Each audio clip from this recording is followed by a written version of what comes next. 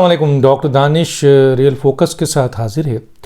नाज़रीन, ये बात तो आप सुन रहे हैं कि अदम एतमाद आ रही है, आया वज़ीर आज़म इस्तीफ़ा देंगे, अदम एतमाद को फेस करेंगे या एमरजेंसी लगाने की कोशिश करेंगे, क्योंकि असम्बली तोड़ने का इख्तियार तो उनके पास ख़त्म हो गया। तो अभी ये चीज़ वाकई तय होनी है कि आया ये हुकूमत, एक बात तो तय हो गई है कि हुकूमत और अपोजिशन के दरमियान नंबर ऑफ़ गेम में बड़ा फ़र्क है। ख़ुद हुकूमती एजेंसी जब अपने वज़ीर आज़म को ये बता रही हैं कि आप तो 140 पे खड़े हैं और उसमें भी मज़ीद कमी हो सकती है अगर अपोजिशन का रोल ज़्यादा बेहतर हो गया और इत्तेहादियों में ज़्यादा बड़ी तादाद जो है अगर अपोजिशन के साथ मिल गई, तो इसमें भी काफ़ी फ़र्क है।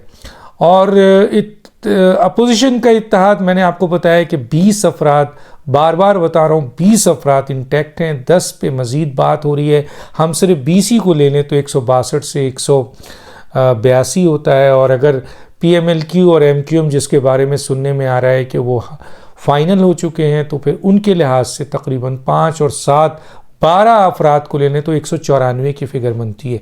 लेकिन अगर फंक्शनल के भी कुछ लोग आ जाएं और उसके बाद बाप भी जो है वो अपने कुछ अरकान जो कह रहे हैं कि वो इसमें शामिल कर दें, तो फिर ये तादाद और बढ़ जाएगी। और 10 वो आज़ाद उम्मीदवार, वो PTI के उम्मीदवार जिन्होंने एश्योरेंस दी है, लेकिन उनकी जो कहना चाहिए वाबस्तगी सॉलिड बुनियाद पर अभी तक नहीं है, लेकिन अगर वो भी आ जाते हैं तो तादाद तो बहुत बढ़ जाएगी। किसी ने आज कहा है कि 200 से भी ज़्यादा अफराद हो सकते हैं, तो हो सकते हैं, लेकिन जितने तेज़ी से अपोजिशन के तादाद में इजाफा हो रहा है, मजबूती हो रही है, ख़ुद इत्तेहादी मान रहे हैं, ख़ुद अपोजिशन मान रही है, ख़ुद हुकूमती एजेंसी मान रही है, इसी तरह इनकी तादाद में यकीनन कमी हो रही है। तो अब एक आया कि अब वज़ीर आज़म को जाना है, अदम एतमाद फेस करके जाएंगे या उनके ख़िलाफ़ इत्तेहादी वज़ीरों से इस्तीफ़ा देंगे, अपोजिशन बेंच में बैठेंगे, जिस पे इमरान खान साहब को अक्सरियत का वोट लेना पड़ेगा और वो अक्सरियत का वोट नहीं ले सकेंगे, इस तरह जाएंगे, या फिर वो जो है इस्तीफ़ा दे देंगे, जिसके बारे में सुनने में आ रहा है कि अगर ये सारे मामलात उनके हाथ से निकल गए और लीगल पोजीशन पे तो वैसे ही उनको बता दिया गया था, वरना सबसे ज़्यादा उनको वो एश्योरेंस थी कि स्पीकर वो तमाम वोट रिजेक्ट कर देगा, तो वो मामलात ख़त्म हो गए। अब उनको पता चल चुका है कि उस मामले में भी उनको शिकस्त हो चुकी है। तो अब एक और सिलसिला है कि एमरजेंसी के हालात पैदा कर दें, 10 लाख मजमा ले आए, चले 10 ना लाए, 10,000 भी ले आते हैं और फिर वो क्लैश में हो जाते हैं, पुरतशद्दुद कार्रवाई होती है, क्लैश होता है, तो यकीनन हालात अच्छे नहीं होंगे, तो वो एमरजेंसी भी लग सकती है। तो जिसकी एश्योरेंस नहीं मिल रही है कहीं से, और मार्शल या एमरजेंसी को जो है वो रिग्रेट किया जा रहा है हर लेवल पर, इवन के इदारे भी इसकी नफ़ी कर रहे हैं। तो चुनांचे अब हुकूमत के जाने का फ़ैसला हो चुका है, लेकिन वो किस तरह जाएगी और कब तक जाएगी, एक बात तो तय है। और फ़ॉरेन फंडिंग का केस भी है जिसमें नाअहलियत है और आखिरी मराहिल पे है।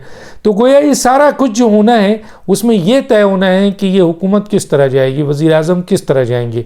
अब ये इस पे हम बहुत सारी बातें कर चुके हैं, अदम एतमाद पे भी बात कर चुके हैं और एतमाद का वोट लेने में भी बात कर चुके हैं, इस्तीफ़े के ऊपर भी बात कर चुके हैं, एमरजेंसी के ऊपर भी बात कर चुके हैं, और तायात नाहली के हवाले से भी 5 का, ये 5 चीज़ें हैं जिसकी बुनियाद पर हुकूमत ने जाना है। लेकिन सबसे ज़्यादा जो इस वक्त करीब तरीन चीज़ है कि इमरान खान साहब अभी चंद लम्हों में, अगर PTI यानी इत्तेहादियों ने वाज़ेह तौर पर प्रेस कॉन्फ्रेंस कर दी और अपोजिशन का ऐलान कर दिया और ये जो उनके वज़रा हैं ये सब इस्तीफ़ा देते हैं, तो यकीनन फिर इमरान खान साहब का वाहिद हल ये रह जाता है कि वो इस्तीफ़ा दे दें।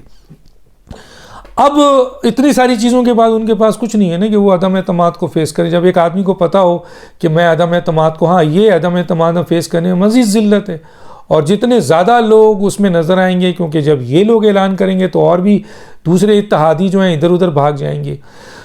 तो मेरा ख़्याल है, जो मैं समझता हूँ जितना, कि अगर जिस दिन इत्तेहादियों ने प्रेस कॉन्फ्रेंस कर दी उसके बाद इमरान खान के पास केस बिल्कुल ख़त्म है और उनका वाहिद हल रह जाएगा वो इस्तीफ़ा दे दें, तो ये इस्तीफ़ा भी मार्च में, अदम एतमाद भी मार्च में, एतमाद का वोट भी मार्च में, और एमरजेंसी भी मार्च में, क्योंकि ये तो 26 मार्च को अपना वो कर रहे हैं, और इसके साथ साथ जो है वो आपके फ़ॉरेन फंडिंग का फ़ैसला भी मार्च के अंदर फैसला होने की उम्मीद है।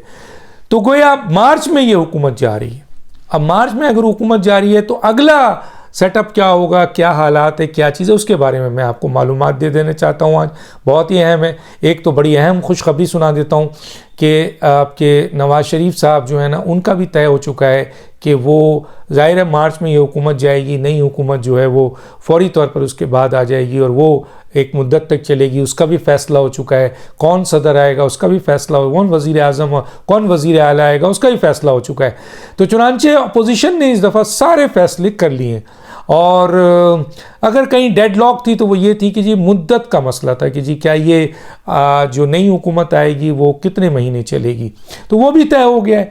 और जनरल इलेक्शन जो है वो मेन मसला है। तो गोया मार्च हुकूमत के जाने का फ़ैसला हो चुका है और मार्च के बाद जो नई हुकूमत आएगी उसकी मुद्दत 3 से 4 महीने कही जा रही है। कुछ लोग 2 महीना कह रहे हैं, लेकिन 3 से 4 महीना ये आपके हुकूमत रहेगी और 3 से 4 महीने बाद ये हुकूमत असम्बली डिज़ोल्व कर देगी और फिर जनरल इलेक्शन में चले जाएंगे। ये एक बहुत अहम ज़राए से मुझे ख़बर मिली तो मैंने आपको शेयर कर दिया।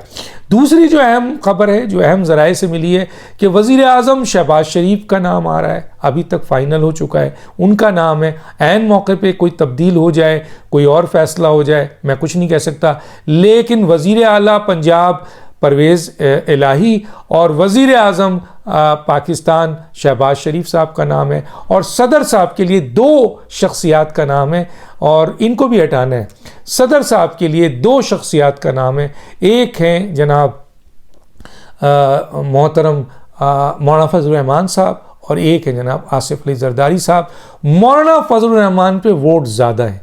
अब आखिरी तय भी हो गया है मौलाना फजल रहमान का, लेकिन आखिरी मौके पे इत्तेहादी एकदम चेंज करके कोई फ़ैसला कर लेंगे, नहीं जी मौलाना फजल रहमान को कुछ और हमने ज़िम्मेदारी देनी है या उनका कोई और फ़ैसला करना है, आसिफ अली जरदारी को ला लेना है, तो ये आखिरी फ़ैसला होगा। लेकिन अभी जो डिसीजन है वो मैं आपसे शेयर कर रहा हूँ बहुत अहम ज़राए से कि वज़ीर आज़म के लिए शहबाज शरीफ और इनके लिए क्या नाम है परवेज़ इलाही पंजाब के वज़ीर आला और सदर के लिए, और स्पीकर भी जा रहा है। तो स्पीकर उसको फारिग करेंगे तो स्पीकर को फारिग करने पर जो नाम आ रहा है उनमें ये कोशिश की जा रही है कि ना तो PMLN ये ओहदा ले, ना पीपल्स पार्टी ये ओहदा ले, बल्कि ये ओहदा किसी और, ना JUI ये ओहदा ले, बल्कि ये ओहदा किसी और को दिया जाए। तो इसका फाइनल अभी नहीं हुआ है। जो मेरी इत्तलात है, अगर ये भी हो गया होगा तो मेरे नॉलेज में नहीं है, जो मेरे नॉलेज में मैं बता रहा हूँ। तो गोया ये एक बहुत बड़ी डेवलपमेंट है कि मार्च में ये हुकूमत जाएगी। कहाँ किस पॉइंट पर जाने का तरीक़ेकार है वो भी मैंने बता दिया। कौन सा स्पॉट है, एक स्पॉट है अदम एतमाद, एक स्पॉट है कि अगर इत्तेहादी अपोजिशन बेंच में बैठ गए तो अक्सरियत लेना पड़ेगा, ये भी मार्च में होगा। तीसरी चीज़ जो है वो ये है कि जनाब इस्तीफ़ा दें, ये भी मार्च में होगा। चौथी चीज़ जो है वो ये है कि जी नाअहली हो जाए, ये भी आपका मार्च में होगा। और आपके फ़ॉरेन फंडिंग के, और ये जो है इमरजेंसी लगाएं और हुकूमत ख़त्म हो जाए, ये भी जो गेम होगा वो मार्च के अंदर होगा। तो गोया मार्च में इस हुकूमत का जाना है। अब कौन सा स्टेप फाइनल होगा, लेकिन अगर ये प्रेस कॉन्फ्रेंस होती है जैसे मैंने कहा, तो सबसे स्ट्रॉन्ग जो पॉइंट होगा इस हुकूमत के जाने का वो ख़ुद इमरान खान का इस्तीफ़ा होगा। हालांकि कुछ लोग कह रहे हैं कि वो मर जाएंगे लेकिन इस्तीफ़ा नहीं देंगे। हालांकि परवेज़ मुशर्रफ से ज़्यादा ताकतवर कोई नहीं था, लेकिन उन्होंने भी इस्तीफ़ा दिया जब ऐसे हालात हो जाते हैं। तो देखते हैं।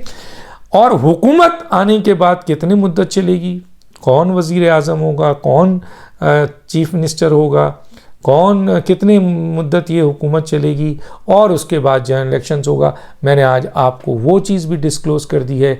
और अगले व्लॉग में मैं आपको ये भी बताऊंगा कि जनरल इलेक्शंस के बाद आने वाले वक्त में चंद केसेस हैं जिसका फ़ैसला होना है। उन फ़ैसलों की बुनियाद पर अगला वज़ीर आज़म कौन हो सकता है, अगली हुकूमत किसकी हो सकती है, वज़ीर आला पंजाब कौन हो सकता है, वज़ीर आला आपके बलूचिस्तान कौन हो सकता है, और वज़ीर आला KP की कौन हो सकता है, ये मैं अगले व्लॉग में इंशाअल्लाह आपको बताऊंगा। डॉक्टर दानिश को इजाज़त दीजिए। अल्लाह हाफ़िज़।